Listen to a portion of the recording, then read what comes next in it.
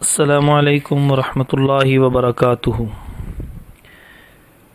آج کی ویڈیو کے اندر ہم ایک نئی چیز سیکھنے جا رہے ہیں، اور وہ یہ کہ نماز کے اندر جو ہم الفاظ ادا کرتے ہیں وہ الفاظ کا درست تلفظ کیا ہے، کیونکہ نبی مکرم صلی اللہ علیہ وآلہ وسلم نے ارشاد فرمایا تھا ان احدکم اذا صلی یناجی ربہ، کہ بلا شبہ جب تم نے سے کوئی نماز پڑھتا ہے تو وہ اپنے رب سے چپ کے باتیں کرتا ہے۔ تو ہم یہ دیکھیں گے کہ نماز کے اندر کس انداز سے کس لفظ کو ادا کرنا چاہیے۔ ہماری باقی ویڈیوز کو دیکھنے کے لیے MRC یوٹیوب چینل ہے، وہاں پر قرآن مجید سکھانے کے لیے بھی، اور اسی طرح ہاٹ ایشوز کے اوپر کچھ سوال و جواب، ان کے مختصر جوابات ہیں، حدیث فہمی کے حوالے سے بھی، اور فتاوی آن لائن بھی وہاں پر موجود ہیں انشاءاللہ۔ تو آغاز کرتے ہیں۔ نماز کا آغاز اللہ اکبر سے ہوتا ہے۔ اللہ اکبر میں جو اللہ کا لفظ ہے یہ لام موٹا ہے، اللہ اکبر، اور اکبر میں کاف جو ہے وہ کتاب والی باریک ہے، کیونکہ اگر ہم موٹا کاف بولیں گے تو وہ قبر کے معنی میں آ جائے گا، اور یہ بات درست نہیں ہے۔ اور جب ہم کتاب والے کاف کو باریک بولیں گے تو یہ بڑائی کے معنی میں آئے گا، مطلب اللہ اکبر، اللہ سب سے بڑا ہے۔ تو آغاز کرتے ہیں۔ نماز میں اللہ اکبر کہنے کے بعد جو سب سے پہلی دعا پڑھی جاتی ہے اس کو دعائے استفتاح کہتے ہیں، یعنی وہ دعائیہ کلمہ کہ جس کے ساتھ نماز کا باقاعدہ آغاز ہوتا ہے۔ باقاعدہ آغاز اللہ اکبر سے ہو جاتا ہے، لیکن جو باقاعدہ ہم نے اللہ کے سامنے ہاتھ باندھنے کے بعد جو اللہ سے باتیں کرنی ہے حدیث کے مطابق، تو اس کا آغاز جو ہے وہ ان کلمات سے ہوتا ہے۔ ویسے تو بہت سے کلمات ہیں، لیکن یہاں پر ہم صرف آپ کو 2 کلمات وہ بتائیں گے، اور مزید کلمات جو ہیں وہ آپ مزید دعاؤں کی کتابوں سے دیکھ سکتے ہیں۔ تو شروع کرتے ہیں۔ اللہم، اللہم، اس کا مطلب ہے اے میرے اللہ۔ باعد، باعد، دور کر دے۔ بینی و بین خطایای، خطایای، یہ یا میں جو دوسری یا ہے اس کو لمبا نہیں کرنا۔ خطایای، میرے اور میری غلطیوں کے درمیان دوری کر دے، بود بنا دے، یعنی جو میں نے اللہ غلطیاں کی ہیں ان کو مجھ سے دور کر دے۔ کما باعدت، باعدت، عین جو ہے وہ حلق سے ہوگا، اور یہ آگے تے ہے، یعنی یہ باریک ہی رہے گا، تو کی طرح موٹا نہیں ہوگا۔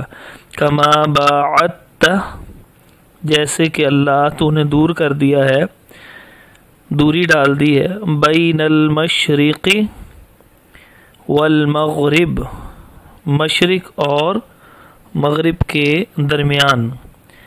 مشرق کہتے ہیں جس طرف سے سورج نکل رہا ہے، اور مغرب جہاں غروب ہو رہا ہے۔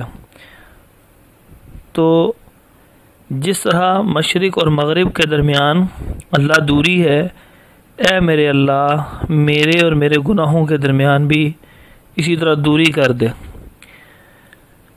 یعنی میں گناہ سے بچ جاؤں۔ اللہم، اے میرے اللہ، نقینی، نقینی، یہ قاف موٹا ہے، نقینی صاف کر دے، من خطایا مجھ سے میری غلطیوں کو، خطاؤں کو،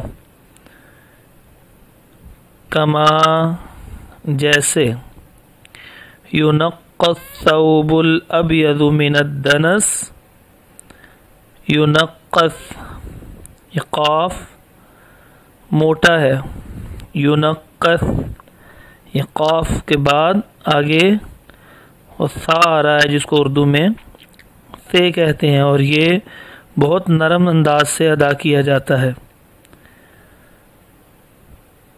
ينقى الثوب الأبيض من الدنس، والأبيض أبيض ضاد أبيض من الدنس، دنس یہ سین ہے، جیسے کہ الثوب کپڑا، الابیض سفید، الدنس میل، جیسے کہ سفید کپڑا میل سے صاف کیا جاتا ہے۔ یونقا صاف کیا جاتا ہے، الثوب الابیض سفید کپڑے کو، ابیض سفید، الثوب کپڑا، من الدنس میل سے، کیونکہ جو باقی لباس ہوتے ہیں ان کو جب دھویا جاتا ہے تو ان کی صفائی میں اتنا خیال نہیں رکھا جاتا، لیکن جو سفید لباس ہے اس کی صفائی اچھی طریقے سے کی جاتی ہے، کیونکہ اس کے اوپر میل اگر لگی ہو تو وہ زیادہ نظر آتی ہے۔ تو دعا مانگ رہے ہیں ہم نماز میں کہ اے میرے اللہ، میرے گناہوں کو مجھ سے اس طرح صاف کر دے کہ جیسے سفید کپڑے کو میل سے صاف کیا جاتا ہے، یعنی جس طرح سفید کپڑے پہ خوب محنت سے مکمل اس پہ میل کو صاف کر دیا جاتا ہے، اسی طرح اے اللہ میرے گناہوں کو بھی تو مجھ سے اس طرح صاف کر دے، دور کر دے۔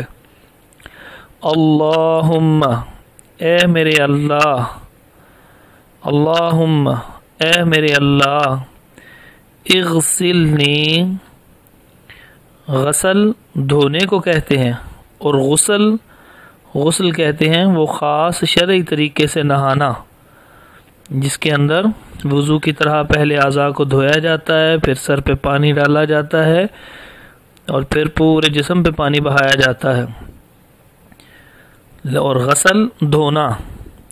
اللہم اغسلنی اے میرے اللہ تو دھو ڈال مجھے، من خطایا مجھ سے میری غلطیوں کو، یعنی میری غلطیوں کو اللہ تو دھو دے، بالثلجی یہ ثا ہے نرم، بالثلجی جیسے مجھے دھو دے برف کے ساتھ، والماء اور پانی کے ساتھ، والبرد اور اولوں کے ساتھ،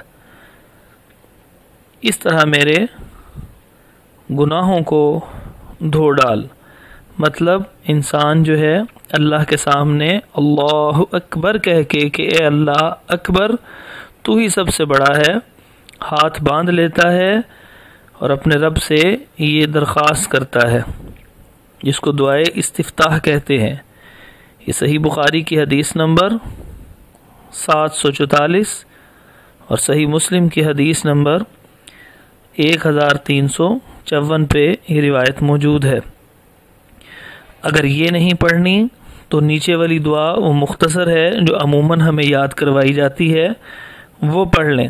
وہ ابو داود کی حدیث نمبر 775 اور اسی طرح سنن ترمذی اور ابن ماجہ کے اندر بھی یہ حدیث موجود ہے کہ اگر اللہم باعد بینی والی دعا نہیں پڑھیں تو پھر یہ نیچے والی ایک دعا پڑھ لیں۔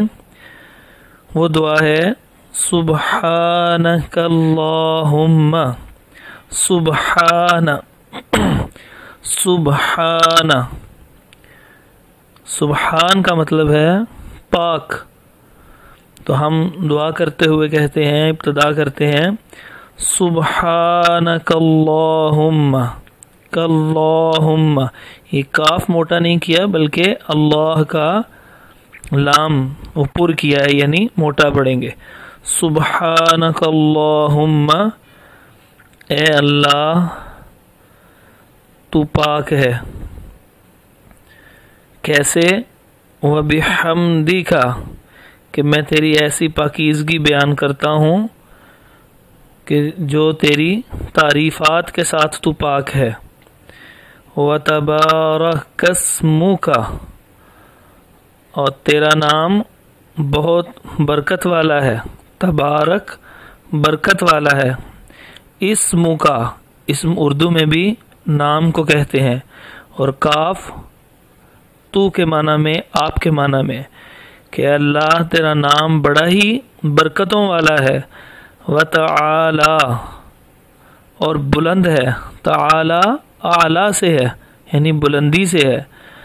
جدُّکَ، تیری شان۔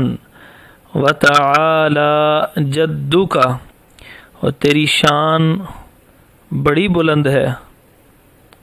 وَلَا إِلَٰهَ، اور نہیں کوئی الہ، یعنی وہ ہستی کہ جس کی عبادت کی جائے، غیرک، تیرے علاوہ، یعنی تیرے علاوہ اللہ کوئی بھی ایسی ہستی نہیں ہے کہ جس کی عبادت کی جائے۔ اس کے بعد اعوذ باللہ من الشیطان الرجیم، اور پھر بسم اللہ الرحمن الرحیم کے بعد سورۃ الفاتحہ پڑھتے ہیں، اور پھر اس کے بعد قرآن مجید کی کوئی سورت ملاتے ہیں۔ تو چونکہ ہم نے پہلے سے سورۃ الفاتحہ کا سبق بڑی تفصیل سے پڑھ لیا ہے، تو اب ہم اگلی ویڈیو کے اندر اگلے سبق کی طرف چلیں گے۔ السلام علیکم ورحمۃ اللہ وبرکاتہ۔